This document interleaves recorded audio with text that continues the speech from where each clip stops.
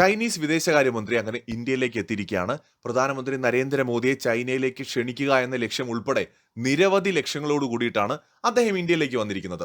ഇന്ത്യയുടെ വിദേശകാര്യമന്ത്രി എസ് ജയശങ്കറുമായിട്ട് അദ്ദേഹം ഒരു കൂടിക്കാഴ്ച നടത്തിയിട്ടുണ്ട്.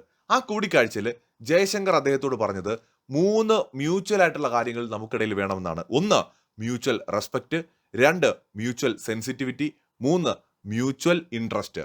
ഇത് വളരെ പ്രധാനമാണെന്ന് അദ്ദേഹം പറയുന്നുണ്ട്. ഒപ്പം 2 കാര്യങ്ങൾ കൂടി അദ്ദേഹം പറയുന്നുണ്ട്. കോമ്പറ്റീഷൻ ആവാം, കോൺഫ്ലിക്റ്റ് ആകരുത്. ഡിഫറൻസസ് ആകാം, ഡിസ്പ്യൂട്ട് ആകരുത്. ഇങ്ങനെ വളരെ വിശദമായി തന്നെ 2 നേതാക്കളും തമ്മിൽ ചർച്ചകൾ നടക്കുന്നു. പരസ്പരം സഹകരിക്കാനും യോജിച്ച് പ്രവർത്തിക്കുവാനുമുള്ള തീരുമാനങ്ങളിലേക്ക് കാര്യങ്ങൾ പോകുന്നു. സ്ഥിരീകരിക്കാത്ത ദേശീയ മാധ്യമങ്ങളുടെ റിപ്പോർട്ട് അനുസരിച്ച് ഇന്ത്യ ചിലപ്പോൾ ചൈനീസ് കമ്പനികൾക്ക് നിയന്ത്രിതമായ ഇൻവെസ്റ്റ്മെന്റ്സ് നടത്താനുള്ള അനുവാദം കൊടുക്കാൻ ചാൻസ് ഉണ്ട്. അങ്ങനെ വന്നു കഴിഞ്ഞാൽ അത് വിപ്ലവകരമായ തീരുമാനമായിരിക്കും. നമ്മൾ എന്താണോ അമേരിക്കയിൽ നിന്ന് പ്രതീക്ഷിക്കുന്നത് അതിൻ്റെ പല മടങ്ങ് ചൈനയിൽ നിന്ന് നമുക്ക് കിട്ടുകയാണെങ്കിൽ ഇന്ത്യയുടെ എക്കണോമിക് ഗ്രോത്തിന് അത് വളരെയധികം ഗുണം ചെയ്യുമെന്ന് മാത്രമല്ല, ഇന്ത്യയിൽ തൊഴിലവസരങ്ങൾ സൃഷ്ടിക്കുകയും ഇന്ത്യയിൽ ധാരാളം പ്രാദേശിക കമ്പനികൾ രൂപപ്പെടുന്നതിന് കാരണമാവുകയും ചെയ്യും.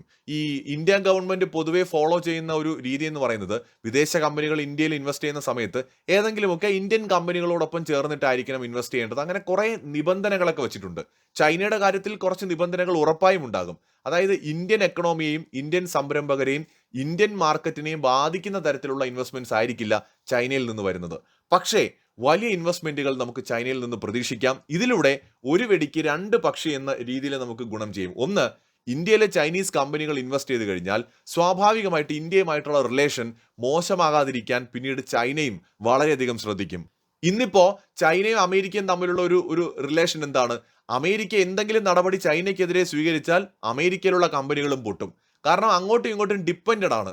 ചൈനീസ് എക്കണോമി അമേരിക്കൻ എക്കണോമിയെയും അമേരിക്കൻ എക്കണോമി ചൈനീസ് എക്കണോമിയും ഡിപ്പെൻഡ് ചെയ്യുന്നുണ്ട്. അതുകൊണ്ട് തന്നെ അമേരിക്ക ഒരു നടപടി എടുക്കുകയോ ചൈന ഒരു നടപടി എടുക്കുകയോ ചെയ്തു കഴിഞ്ഞാൽ 2 കൂട്ടർക്കും അങ്ങോട്ടും ഇങ്ങോട്ടും പണി കിട്ടും. അപ്പൊ അതുകൊണ്ട് വലിയ കുഴപ്പമില്ലാതെ പോവാണ്. ഇപ്പൊ ഇന്ത്യക്കെതിരെ താരിഫ് ചുമത്തുന്ന ട്രംപ് ചൈനയുടെ മേലുള്ള താരിഫിന് വീണ്ടും 3 മാസം നീട്ടിവെച്ചിരിക്കുകയാണ്. കാരണം അങ്ങനെ ഒരു താരിഫ് ചൈനയുടെ മേൽ ചുമത്തിയാൽ 2 രാജ്യങ്ങളുടെയും അമേരിക്കൻ എക്കണോമിയെ കൂടുതലായിട്ട് ബാധിക്കും. കാരണം കൂടുതൽ ഇൻവെസ്റ്റ്മെന്റ് ചെയ്തിരിക്കുന്നത് അമേരിക്കയാണ്. ഇന്ത്യയിലെ ചൈനീസ് കമ്പനികൾ ഇൻവെസ്റ്റ് ചെയ്യുകയും പതിയെ ചൈനീസ് എക്കണോമി ഇന്ത്യയെ ഡിപ്പെൻഡ് ചെയ്യുന്ന ഒരു ലെവലിലേക്ക് എത്തുകയും ചെയ്താൽ സ്വാഭാവികമായിട്ട് ഇന്ത്യക്കെതിരെ നടപടിയെടുക്കാൻ ചൈന 1000 വട്ടം ആലോചിക്കും. നടപടി എന്ന് പറയുമ്പോൾ താരിഫ് ചുമത്തുക, അല്ലെന്നുണ്ടെങ്കിൽ ഏതെങ്കിലും തരത്തിലുള്ള ഉപരോധം ഏർപ്പെടുത്തുക, ഇങ്ങനെയുള്ള കാര്യങ്ങളിൽ ചൈന 1000 വട്ടം ആലോചിക്കേണ്ടി വരും. മറ്റൊന്ന്, ചൈനയുമായിട്ടുള്ള റിലേഷൻ മെച്ചപ്പെട്ട് കഴിഞ്ഞാൽ പാകിസ്ഥാനും ചൈനയും തമ്മിലുള്ള അടുപ്പം കുറയ്ക്കാൻ കഴിയുമെന്നൊരു സാഹചര്യം കൂടിയുണ്ട്. മഹാന്മാരായിട്ടുള്ള ആൾക്കാർ പറയുന്നത് പോലെ നമുക്ക് സുഹൃത്തുക്കളെ മാറ്റാം, അയൽക്കാരെ മാറ്റാൻ പറ്റില്ലല്ലോ. നിലവിൽ നമ്മുടെ അയൽക്കാരായിട്ടുള്ള ചൈനയും പാകിസ്ഥാനും 2 ആണവ രാഷ്ട്രങ്ങളാണ്. ഇവരോട് 2 പേരോടും ശത്രുതയോടെ പോകുന്നതിനേക്കാൾ നല്ലത് ചൈനയോടെങ്കിലും കുറഞ്ഞ പക്ഷം വലിയ അടുപ്പമൊന്നും ഉണ്ടാവാൻ പോകുന്നില്ല, എന്നാലും തരക്കേടില്ലാത്തൊരു റിലേഷൻഷിപ്പ് മെയിൻറ്റെയിൻ ചെയ്ത് മുന്നോട്ട് പോവുകയാണെങ്കിൽ അത് ഇന്ത്യയുടെ എക്കണോമിക് ഗ്രോത്തിന് വളരെയധികം സഹായകരമായിരിക്കും. നമ്മുടെ വളർച്ചയുടെ ഘട്ടത്തിൽ യുദ്ധങ്ങളൊന്നുമില്ലാതെ പരസ്പരം ഒരു അണ്ടർസ്റ്റാൻഡിങ്ങിൽ പോകുന്നത് തന്നെയാണ് നമുക്ക് നല്ലത്. മാത്രമല്ല, ചൈനയും ഇന്ത്യയുമായിട്ടൊരു യുദ്ധമൊന്നും ആഗ്രഹിക്കുന്നില്ല. കാരണം ഇന്ത്യയുമായിട്ട് യുദ്ധം ചെയ്താൽ ചൈനയ്ക്ക് വലിയ നാശനഷ്ടം ഉണ്ടാവുമെന്ന് അവർക്കറിയാം. ഓപ്പറേഷൻ സിന്ദൂർ അവരും ഒരിക്കലും മറക്കാൻ പോകുന്നില്ല. ഇതിനിടയിൽ ഇന്ത്യയും ചൈനയും തമ്മിൽ ഇങ്ങനെ അടുക്കാൻ ആരാണ് സാഹചര്യം ഒരുക്കി തന്നത് എന്നത് ഇപ്പോൾ ചർച്ചയാവുകയാണ്. അതായത് ഇന്ത്യക്കാരും ചൈനക്കാരും അമേരിക്കൻ പ്രസിഡന്റ് ഡൊണാൾഡ് ട്രംപിന് നന്ദി പറയുകയാണ്.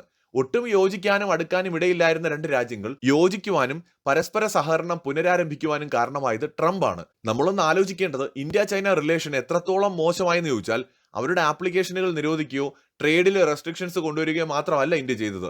ഇന്ത്യയിൽ നിന്ന് ചൈനയിലേക്കോ അവിടെ നിന്ന് ഇങ്ങോട്ടോ വിമാനങ്ങൾ പോലുമില്ല. ചൈനക്കാർക്ക് നമ്മൾ ടൂറിസ്റ്റ് വിസ പോലും കൊടുക്കുന്നത് നിർത്തിവെച്ചു. അത്രയും മോശമായിരുന്നു ആ ബന്ധം. അവിടെ നിന്ന് ആ ബന്ധം ഇന്ന് പുരോഗതിയിലേക്ക് പോകുന്നതിന് കാരണമാരാണ്? സാക്ഷാൽ ഡൊണാൾഡ് ട്രംപ്. ട്രംപിന്റെ മണ്ടൻ നയങ്ങളും പൊട്ടൻ തീരുമാനങ്ങളും ഇന്ത്യക്കും ഒരുപക്ഷെ ചൈനയ്ക്കും യോജിച്ച് പ്രവർത്തിക്കുവാനുള്ള കളമാണ് ഒരുക്കിയിരിക്കുന്നത്. ഇതിലൂടെ RIC എന്ന് പറയുന്ന റഷ്യ, ഇന്ത്യ, ചൈന ത്രിമൂർത്തികൾ എന്നറിയപ്പെടുന്ന ഗ്രൂപ്പ് കൂടുതൽ ശക്തമാകുന്നതിനും ട്രംപിന്റെ നയങ്ങൾ കാരണമായിട്ടുണ്ട്. മറ്റൊരു വീഡിയോയുമായി വീണ്ടും വരാം.